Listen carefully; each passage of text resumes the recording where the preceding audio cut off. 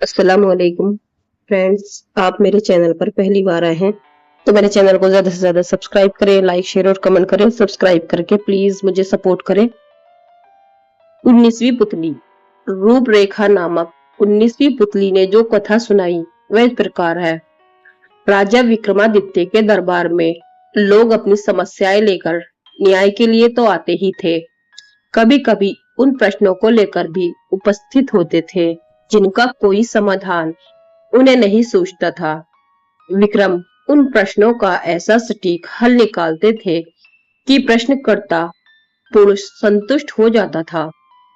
ऐसे ही एक टेढ़े प्रश्न को लेकर एक दिन दो तपस्वी दरबार में आए और उन्होंने विक्रम को अपने प्रश्न का उत्तर देने की विनती की। उनमें से एक का मानना था कि मनुष्य का मन ही उसके सारे क्रियाकलाप पर नियंत्रण रखता है और मनुष्य कभी भी अपने मन के विरुद्ध कुछ भी नहीं कर सकता है। दूसरा उसके मत से सहमत नहीं था। उसका कहना था कि मनुष्य का ज्ञान उसके सारे क्रियाकलाप नियंत्रित करता है। मन भी ज्ञान का दास है और वह भी ज्ञान द्वारा दिए गए निर्देशों का पालन करने को बाध्य है। राजा विक्रमादित्य ने उनके विवाद के विषय को गौर से सुना, पर तुरंत उस विषय पर अपना कोई निर्णय नहीं दे पाए। उन्होंने उन दोनों को तपस्वियों को कुछ समय बाद आने को कहा। जब वह चले गए तो विक्रम उनके प्रश्न के बारे में सोचने लगे, जो सचमुच ही बहुत टेढ़ा था। उन्होंने एक पल सोचा कि मनुष्य का मन सचमुच बहुत चंचल होता है और उसके वशीभूत होकर मनुष्य सांसारिक वासना के अधीन हो जाता है। मगर दूसरे ही पल उन्हें ज्ञान की याद आई। उन्हें लगा कि ज्ञान सचमुच मनुष्य को मन का कहा करने से पहले विचार कर लेने को कहता है और किसी निर्णय के लिए प्रेरित करता है। विक्रम ऐसे उलझे सवालों का जवाब सामान्य लोगों की जिंदगी में खोजते थे, इसलिए वह साधारण नागरिक का वेश बदलकर अपने राज्य में निकल पड़े। उन्हें कई दिनों तक ऐसी कोई बात देखने को नहीं मिली जो प्रश्नों का हल करने में सहायता करती। एक दिन उनकी नजर एक ऐसे नौजवान पर पड़ी जिसके कपड़ों और भावों में उसकी विपन्नता झलकती थी। वह एक पेड़ के नीचे थककर आराम कर रहा था। बगल में एक बैलगाड़ी खड़ी थी जिसकी वह कोचवानी करता था। राजा ने उसके निकट जाकर देखा तो वे उसे एक झलक में ही पहचान गए। वह उनके अभिन्न मित्र सेठ गोपाल दास का छोटा बेटा था। सेठ गोपाल दास बहुत बड़े व्यापारी थे और उन्होंने व्यापार से बहुत धन कमाया था। उनके बेटे की यह दुर्दशा देखकर उनकी जिज्ञासा बढ़ गई। उसकी बदहाली का कारण जानने को उत्सुक हो गए। उन्होंने उससे पूछा कि उसकी यह दशा कैसे हुई, जबकि मरते समय गोपाल दास ने अपना सारा धन और व्यापार अपने दोनों पुत्रों में समान रूप से बांट दिया था। एक के हिस्से का धन इतना था कि दो पुश्तों तक आराम से जिंदगी गुजारी जा सकती थी। विक्रम ने फिर उसके बारे में भी जानने की जिज्ञासा प्रकट की। युवक समझ गया कि पूछने वाला सचमुच उसके परिवार के बारे में सारी जानकारी रखता है। उसने विक्रम को अपने और अपने भाई के बारे में सब कुछ बता दिया। उसने बताया कि जब उसके पिता ने उसके और उसके भाई के बीच सब कुछ बांट दिया तो उसके भाई ने अपने हिस्से के धन को उपयोग बड़े ही समझदारी से किया। उसने अपनी जरूरतों को सीमित रखकर सारा धन व्यापार में लगा दिया और दिन रात मेहनत करके अपने व्यापार को कई गुना बढ़ा लिया। अपने बुद्धिमान और संयमी भाई से उसने कोई प्रेरणा नहीं ली और अपने हिस्से में मिले अपार धन को देखकर घमंड में चूर हो गया। शराबखोरी, रंडीबाजी, जुआ खेलना समेत सारी बुरी आदतें डाल ली।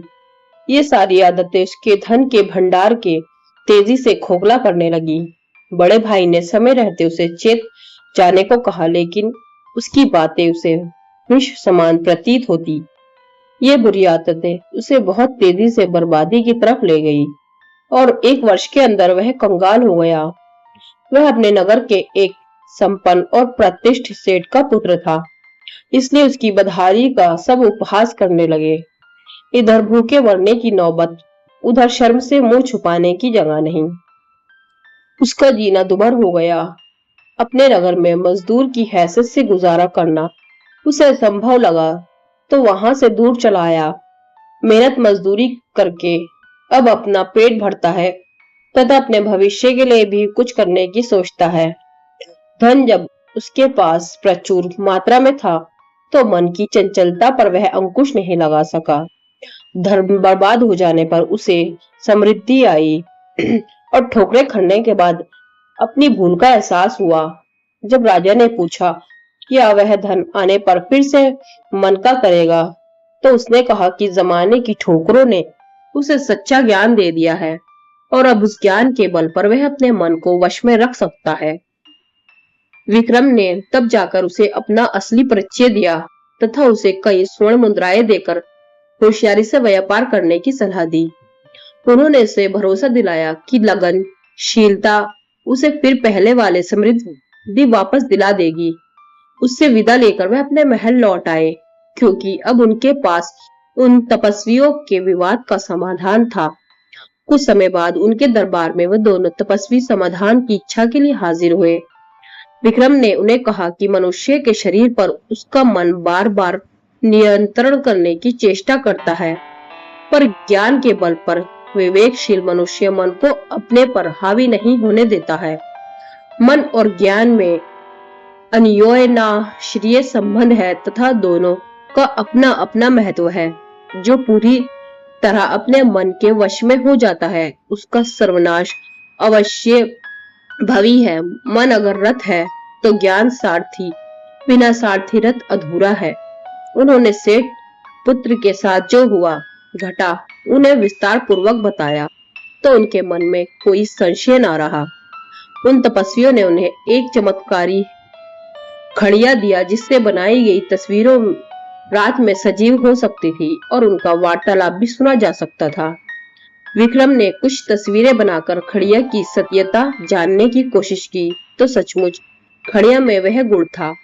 अब राजा तस्वीरें बना बनाकर अपना मन बहलाने लगे। अपनी रानियों की उन्हें बिल्कुल सुधि नहीं रही। जब रानियां कई दिनों के बाद उनके पास आई, तो राजा को खड़िया ने चित्र बनाते हुए देखा। रानियों ने आकर उनका ध्यान बटाया, तो राजा को हंसी आ गई और उन्होंने कहा वह भी मन के अधीन हो गए थे। अब उन्हें अपने कर्तव्य का ज्ञान हो चुका है। 20वीं पुतली ज्ञानवती ने जो कथा सुनाई वो इस प्रकार है। राजा विक्रमादित्य सच्चे ज्ञान के बहुत बड़े पारखी थे तथा ज्ञानियों के बहुत कद्र करते थे। उन्होंने अपने दरबार में चुन चुनकर विद्वानों, पंडितों, लेखकों और कलाकारों को जगह दे रखी थी तथा उनके अनुभव और ज्ञान का भरपूर सम्मान करते थे। एक दिन वे वन में किसी कारण विचरण कर रहे थे, तो उनके कानों में दो आदमियों की बातचीत का कुछ अंश पड़ा। उनकी समझ में आ गया कि उनमें से एक ज्योतिषी है तथा उन्होंने चंदन का टीका लगाया और अंतर्ध्यान हो गए। ज्योतिषी ने अपने दोस्त को बोला, मैंने ज्योतिष का पूरा ज्ञान अर्जित कर लिया है। अब मैं तुम्हारे भूत, वर्तमान और भविष्य के बारे में सब कुछ स्पष्ट बता सकता हूँ। दूसरा उसकी बातों में कोई रुचि न लेता हुआ बोला, तुम मेरे भूत और वर्तमान से पूरी तरह परिचित हो, इसलिए सब कुछ बता सकते हो और अपने भविष्य के बारे में जानने की मेरी कोई इच्छा नहीं है। अच्छा होता तुम अपना ज्ञान अपने तक ही सीमित रखते। मगर ज्योतिषी रुकने वाला नहीं था। वह बोला, इन बिखरी हुई हड्डियों को देख रहे हैं। मैं इन हड्डियों को देखते हुए बता सकता हूँ कि ये हड्डियां किस जानवर की है तथा जानवर के साथ साथ क्या बीता। लेकिन उसके दोस्त ने फिर भी उसकी बातों में अपनी रुचि नहीं जताई। तभी ज्योतिषी की नजर जमीन पर पड़ी पद चिन्हों पर गई। उसने कहा, ये पद चिन्ह किसी राजा के हैं और सत्यता की जांच तुम खुद कर सकते हो। ज्योतिष के अनुसार राजा के पांवों में ही प्राकृतिक रूप से कमल का चिन्ह होता है, जो यहाँ स्पष्ट नजर आ रहा है। उसके दोस्त ने सोचा कि सत्यता की जांच कर ही ली जाए, अन्यथा यह ज्योतिषी बोलता ही रहेगा। पद चिन्हों का अनुसरण करते करते वे जंगल में अंदर आते गए। जहाँ पद चिन्ह समाप्त होते थे, वहां कुल्हाड़ी लिए एक लकड़हारा खड़ा था तथा कुल्हाड़ी से एक पेड़ काट रहा था। ज्योतिषी ने उसे अपने पांव दिखाने को कहा। लकड़हारे ने अपने पांव दिखाए तो उसका दिमाग चकरा गया। लकड़हारे के पांव पर प्राकृतिक रूप से कमल के चिन्ह थे। ज्योतिषी ने जब उससे उसका असली परिचय पूछा तो वह लकड़हारा बोला कि उसका जन्म ही एक लकड़हारे के घर हुआ है तथा वह कहीं पुश्तों से यही काम कर रहा है। ज्योतिषी सोच रहा था कि वह राजकुल का है तथा किसी परिस्थिति वश लकड़हारे का काम कर रहा है। अब उसका विश्वास अपने ज्योतिष ज्ञान से उठने लगा। उसका दोस्त उसका उपहास करने लगा तो वह चिढ़कर बोला, चलो चलकर राजा विक्रमादित्य के पांव देखते हैं, और उनके पांवों पर कमल चिन्ह नहीं हुआ तो मैं सचमुच ज्योतिष शास्त्र को झूठा समझूंगा और मान लूंगा कि मेरा ज्योतिष अध्ययन बेकार चला गया। वह लकड़हारे को छोड़ उज्जैन नगरी को चल पड़े। काफी चलने के बाद राजमहल पहुंचे। राजमहल पहुंचकर उन्होंने विक्रमादित्य से मिलने की इच्छा जताई। जब विक्रम सामने आए तो उन्होंने उनसे अपना पैर दिखाने की प्रार्थना की। विक्रम का पैर देखकर ज्योतिषी सन्न रह गए। उनके पांव में साधारण मनुष्यों के पांव जैसे थे। उन पर वैसी ही आड़ी तिरछी रेखाएं थी, कोई कमल चिन्ह नहीं था। ज्योतिषी को अपने ज्योतिष ज्ञान पर नहीं बल्कि पूरे ज्योतिष शास्त्र पर संदेह होने लगा। वह राजा से बोला, ज्योतिष शास्त्र कहता है कि कमल चिन्ह जिसके पांव में मौजूद हो वह व्यक्ति राजा होगा ही, मगर यह सरासर असत्य है। जिसके पांव पर मैंने ये चिन्ह देखे वह पुश्तैनी लकड़हारा है। दूर दूर तक उसका संबंध किसी राजघराने से नहीं है। पेट भरने की जी तोड़ मेहनत करता है तथा हर सुख दुख सुविधा से वंचित है। दूसरी ओर आप जैसा चक्रवर्ती सम्राट जिसके भाग्य में भोग करने वाली हर चीज है, जिसकी कीर्ति दूर दूर तक फैली हुई है। आपको राजाओं का राजा कहा जाता है, मगर आपके पांव में ऐसा कोई चिन्ह मौजूद नहीं है। राजा को हंसी आ गई और उन्होंने पूछा, क्या आपका विश्वास अपने ज्ञान तथा विद्या पर से उड़ गया? ज्योतिष ने जवाब दिया, बिल्कुल, मुझे अब रत्ती भर भी विश्वास नहीं रहा। उसने राजा से नम्रता पूर्वक विदा लेते हुए अपने मित्र से चलने का इशारा किया। जब वह चलने को हुआ तो राजा ने उसे रुकने को कहा। दोनों ठिठक कर रुक गए। विक्रम ने एक चाकू मंगवाया तथा पैरों के तलवों को खुरचने लगे। खुरचने पर तलवों की चमड़ी उतर आई और अंदर से कमल के चिन्ह स्पष्ट हो गए। ज्योतिषी को हतप्रभ देख विक्रम ने कहा, हे ज्योतिषी महाराज, आपके ज्ञान में कोई कमी नहीं है, लेकिन आपका ज्ञान तब तक अधूरा रहेगा जब तक आप अपने ज्ञान की डींगे हाँकने और जब तक उसकी जांच करते रहेंगे। मैंने आपकी बातें सुन ली थी और मैं ही जंगल में लकड़हारे के वेश में आपसे मिला था। मैंने आपकी विद्वता की जांच के लिए अपने पांवों पर खाल चढ़ा ली थी ताकि कमल की आकृति ढक जाए। आपने तब कमल की आकृति नहीं देखी तो आपका विश्वास ही आपकी विद्या से उठ गया। यह अच्छी बात नहीं। फ्रेंड्स, आपको ये कहानी पसंद आई है तो मेरे चैनल को ज्यादा से ज्यादा सब्सक्राइब करें, लाइक शेयर और कमेंट करें।